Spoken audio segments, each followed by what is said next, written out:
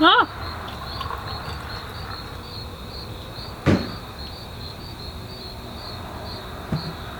It's becoming custom, guys, to do a shout out to my alcoholic drink of choice whilst shooting my booktube videos, apparently. And I am drinking peach lambic, which has over the past year or two become one of my favourite drinks. It's kind of in between a cider and a beer, and it tastes like peach, and yeah, it's amazing. So highly recommend it. It's a little bit niche to find, I think. Trader Joe's if you're American. If you're British, no clue. Fuck that. Book number 3 is another one that I mentioned in my most recent book haul, and it's called Another Brooklyn by Jacqueline Woodson. I fell in love with this book, guys. I don't know what to do. I want to read it again. It was only 170 pages long, and I read it in a day and a half, and that's because I was really busy. Otherwise I would have read it in a day. And yeah, I just fell in love. It's Jacqueline Woodson's first adult novel ever, or in a while. I'm a bad booktuber, I should do my research. But she wrote Brown Girl Dreaming in 2014, which is a young adult book, and now she's written this, and holy man, it's small but it's mighty. It's about girlhood, and even then, not so much girlhood, but the memory of girlhood. Our protagonist, August, is a black girl who moved from the South to Brooklyn in the 1970s with her father and her brother when her mother was having some serious mental health issues and had to stay in the hospital in the South. And when she moves to Brooklyn, she finds solace and companionship and very important female friendship in 3 other girls. And the novel starts with her, August, as an adult, seeing one of these girls again on public transport. And from that point on, we plunge into an exploration of poetry, an exploration of 1970s Brooklyn, an exploration of what it is to be a black girl in 1970s Brooklyn, and specifically a motherless black girl, because all of these girls that she makes friends with and herself do not have a maternal figure in their lives to lead them, and they are in an eternal search for this eternal figure. And do they find that presence in their lives, or do they not? I didn't really know that this was going to happen, but so many of the books I read this month have ended up being written in this super poetic style. So we started with Atticus Lish, who kind of wrote his novel like an extended slam poem, and now we have Another Brooklyn, which is, I would say it's kind of written in vignettes, which more closely resemble prose poetry than prose. It is absolutely gorgeous. I had to read so much of it more than once, not because I didn't understand or it was hard to follow, but just because I didn't feel like I had drunk in the beauty of the language enough. We are kind of in this summery haze. We're growing up with them as they understand that actually Brooklyn is not a place that's going to give them a new lease of life, but more a place where people are using hypodermic needles as toys, and drug addicts are moving in below them, and all the white people are leaving the neighborhoods because more and more black people are moving there, and the white people don't feel comfortable anymore. And what does that mean when it comes to your personhood as a black girl who's growing up and trying to explore the people around you and trying to understand them? Does it mean that you're less of a person? Does it mean that you're less of a person when you don't have a mother you don't have anyone to grow up alongside, or you don't have anyone's image to grow up in? A refrain that is present throughout this book is just the line, "This is memory." And I think that's all you need, because not only is it an exploration of all those things, but it's an exploration of how much our memory can trick us, both in the positive and in the negative. How much weight do we give to negative memories versus positive ones? How much is nostalgia guilty for? How much does that change our view of how things happened? I think too, it's an important book when it comes to the discussion of female friendships. It's interesting, in this book our main character has been warned over and over again by her mother to not engage in female friendships, to not open her heart too deeply to other women, because all that's going to happen is that she'll be betrayed. And what does she do? She moves to Brooklyn without her mother and opens her heart very, very, very deeply to these young girls and really becomes a woman alongside them, I guess. I've noticed that a lot of books have been discussing this in recent years, this kind of force field that can be created by the right friends meeting each other at the right time, and the importance of friendship as a relationship. Hanya Yanagihara talks about it in A Little Life. Toni Morrison's Sula really explores it, both books that I highly recommend. This does that in a way that I've never really seen before. It's like she's making a necklace out of her words. She takes every single little vignette and makes it a bead and puts it on this long necklace, and so you kind of, I don't know, it sparkles. It's really hard to read at times. It doesn't shy away from portraying Brooklyn the way it really is, and she never does. There were a lot of really nasty things and really racist things and really awful things happening at the time there. That's important for us to remember. She manages to make us aware of that while still being poetically beautiful and really just masterful. So as I've done, I'm gonna read to you, because apparently tonight is story time. This is the very beginning of the book, and when I read it the first time, I kind of took a really deep breath in and told myself that I was going to be in for a really, really good ride. If we had jazz, would we have survived differently? If we had known our story was a blues with a refrain running through it, would we have lifted our heads, said to each other, "This is memory," again and again, until the living made sense? Where would we be now if we'd known there was a melody to our madness? Because even though Sylvia, Angela, Gigi and I came together like a jazz improv, half notes tentatively moving towards one another until the ensemble found its footing and the music felt like it had always been playing, we didn't have jazz to know this was who we were. That's a really accurate portrayal. If you got any feeling from that, that's probably the feeling that you'll get for the rest of this little piece of amazingness. I felt a lot of things. It was everything I didn't know I needed about being a girl and growing up with other girls, and grief and mother-daughter relationships. I think Jacqueline Woodson's power of emotion is what lies at the center of this book. You don't necessarily, it's not description heavy, it doesn't get bogged down in its own words, but you are close enough to these girls to smell the sun on their skins, to smell food that they eat, to feel what they feel when they're first experiencing romantic relationships, for example. I guess she really gets to the place in your heart where you experience that as a growing girl, and yeah, it's a new one. It's one that everyone should read. So please, if you pick it up, let me know what you thought, and hopefully we can love it together. Guys, this is probably my favorite book of the month. Actually, I don't know. Oh, I was really lucky. I did really well this month. Thanks, books. I love you. So, The Girls by Emma Cline. If you haven't heard too much about this already, it's essentially a loose fictionalization of the Charles Manson murders that took place in Los Angeles, California, where we currently find ourselves in the 60s. And it was this cult of people who were kind of, again, I guess, on the fringes of life, needed a group of people to identify with, and they ended up killing a bunch of people, and it all got really grisly and gross. So we have a cult, a commune, whatever you want to call it, that's good.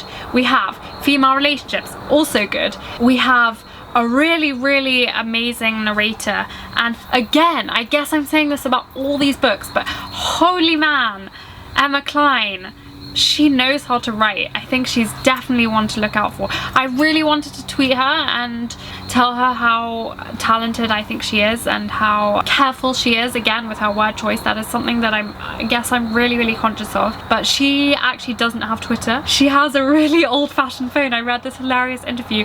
She like has an old Nokia phone or whatever that I didn't even know existed. Her publicist told her to get Twitter and she just kind of held her phone up and said, no, it's not happening here, which is just the greatest attitude. And I think that I wish that I could not have Twitter because I hate Twitter, but yeah, so Emma Cline doesn't have Twitter. That was like a massive diversion. So we follow our protagonist who kind of got involved in this cult, commune, whatever you want to call it, because she was unhappy in her home life, and she finds herself drawn to this group of people who she sees dumpster diving, looking for food in trash cans, and she wonders what the hell is going on there and follows them back to the place where they are living. And they are under the, I guess, leadership of a guy called Russell, who stands for Charles Manson.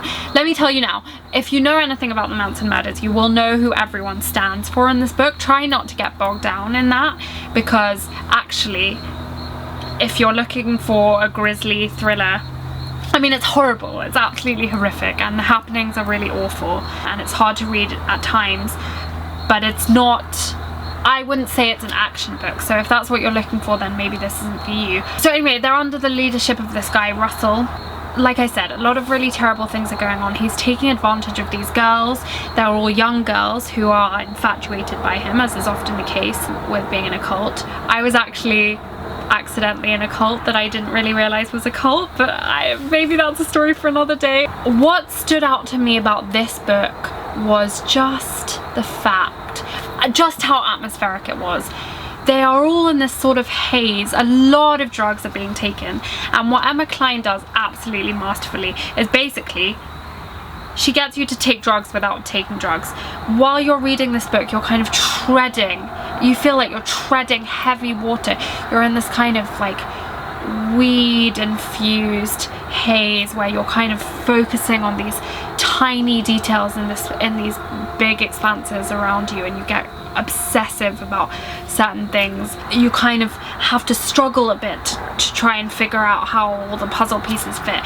And yeah, I don't know how she does it, but she makes you feel like you're high, and I think that's a really important aspect to this book, because that is the atmosphere in which so many of these things took place, and it's so relevant to why so many of these things took place, and the ways in which it's so wildly inappropriate to have put all these young girls and boys through that. Our protagonist Eve, we meet her when she is older. The book is actually a reflection of her time spent in this cult, as she stays in a family member's house close to where all these events took place.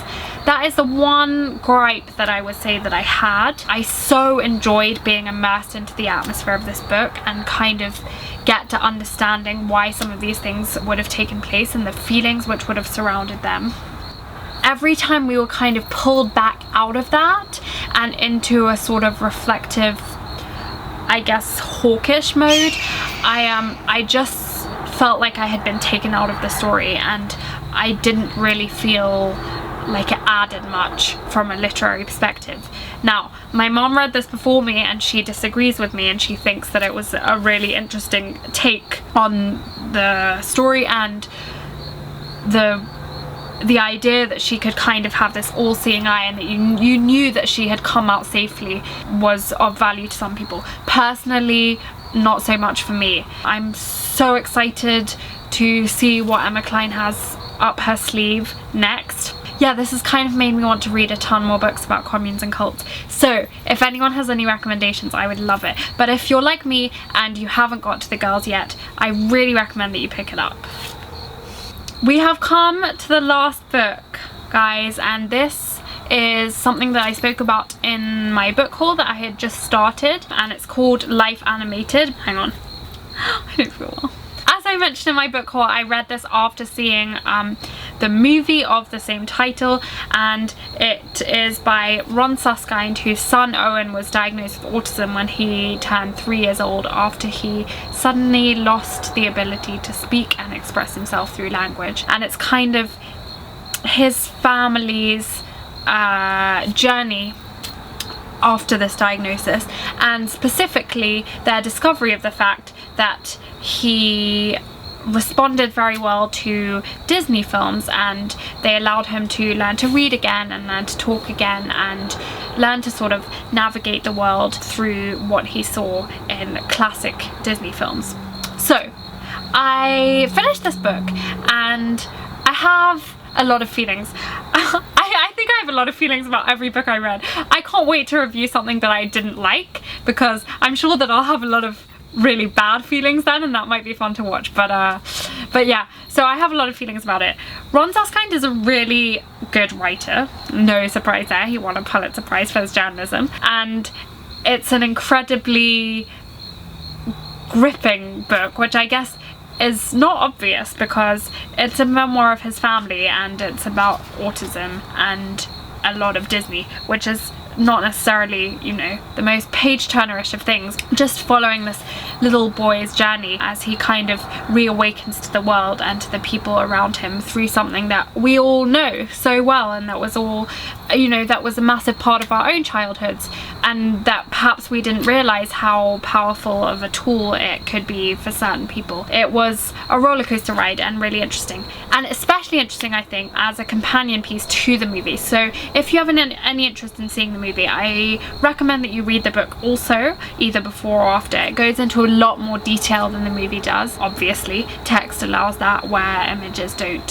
One of the best, most successful aspects of this book for me was the candor with which we were allowed into the Suskind's family life. Ron Suskind literally opens the door to his family and to all of their experiences with a sort of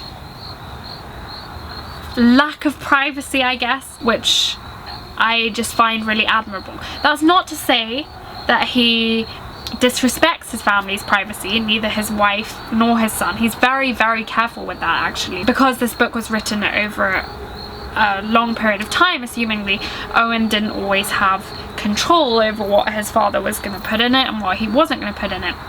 And so there's this kind of really deft balance between a respect for his family, but also a level of admitting flaws and admitting things that aren't easy to admit, especially when you know they're going to be on paper forever, and especially his own flaws. As a parent, you know, they say that you fuck your children up. Am I allowed to swear on YouTube with like all the new guidelines and stuff?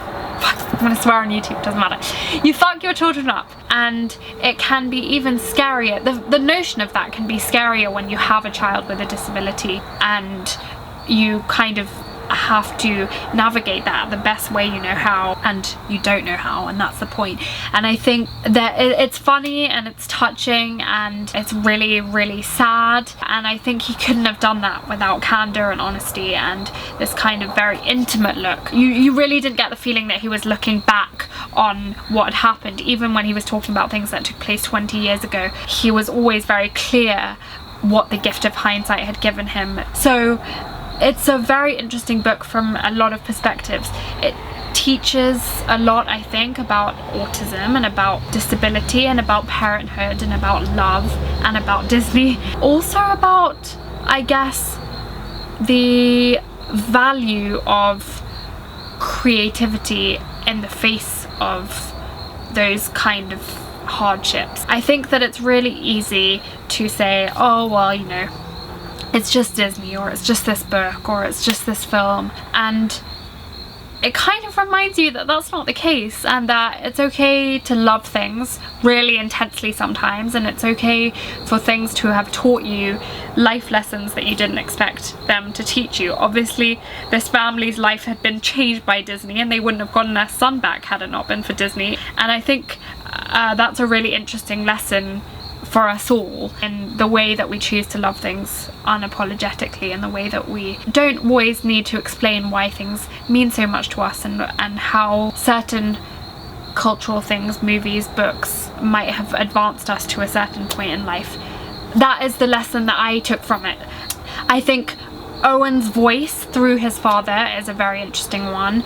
He is adorable and lovely and wonderful when he's a little boy, and he is now, as I saw in the movie, grown into an amazing man who speaks a lot about the things that Disney has brought him, and has obviously, you know, moved a lot of mountains considering what doctors were saying that he was going to be able to do. That reduced me to a pile of tears because, yeah, I was told as a child that I wouldn't be able to do a bunch of things that I can now do, and that's a whole nother video because I need to tell you more about myself. But I think that it was a really interesting journey for me because it allowed me to see a parent's perspective on disability where I hadn't really had that before. So yeah, childhood, love, Disney, parenthood, failures as parents, and disability are all themes that are very much explored in this book and in a lot of detail. The one thing that I would say is that it's very difficult when you write a book about mental illness or disability, and especially when it's a memoir. You've got to strike a balance between the factual and the emotional, which I think Ron Suskind does very well. When you read memoirs about depression, they may have a tendency to engulf you, and when you read memoirs about anxiety, they may have a tendency to make you feel on edge, because obviously that's the experience that you're reading about, and that's a very good thing. One of the things with this book is obviously Disney is at its center, and Disney was everything about life for this family for so long. They had to educate themselves on everything Disney and, you know, live and breathe Disney, eat Disney, do everything Disney. And so I feel like as much as it's obvious that he needs to speak about that and make the connections that his son is making between Disney and life very clear, there's only so much Disney that a reader can take, and there's a lot of dialogue, there's a lot of descriptions of scenes from Disney movies, which sort of gets a little thick to walk through sometimes and maybe a little bit too much. I don't really have a solution to that. I think that a lot of it was you know, indispensable explanation, I guess, but it is something that was kind of creeping up in the back of my mind as I continued to read. So if you're a Disney fanatic, then awesome, but if you're not necessarily, I would not discourage you from reading this book. It's very educational, very well written, very touching, very moving, all of those good things, but there is a lot of Disney, so just be prepared. But yeah, watch the movie, read the book, get to know Owen. I'm sure he would be grateful, and you'll definitely not be the same person after it. He is not aiming to give you any kind of happy ending, he's just aiming to give you truth, and I always respect truth, especially in the narrative surrounding disability. It's very easy to want to sugarcoat these things, make it easier for the general public to swallow, the able-bodied public, not kind of mention any of the grisly details, and make sure that you can just tie it up with a nice bow or ribbon. I think this book is a great addition to the discourse surrounding disability and mental illness, and also, yeah, just like touching, beautiful ode to having children and not necessarily having children in the fairy tale way that you'd expect. So guys, that brings us to the end of my recent reads. That was 5 books for the month of September, which is not that bad, I would say, considering that a couple of years ago I read probably 5 books in the year. But yeah, we had a really good month, and I loved being back in front of the camera for you guys. I have missed you. Thank you so much for all your comments, all your likes, everything. We are 8 away from 100 subscribers, so I am going to be doing something special for 100 subscribers, as if I'm talking to nearly 100 people. Probably not, because YouTube algorithm is weird, but as if I might be talking to almost 100 people. I'm really excited about that, and yeah, thank you for all your continued support. I really hope to be back way sooner than I have been. I have so many ideas, my head is brimming. I am a busy bee and doing a lot of things, but I will be sure to be back talking to you guys really soon. So thank you so much for listening, and I'll see you really soon for another drink and some more books. Bye!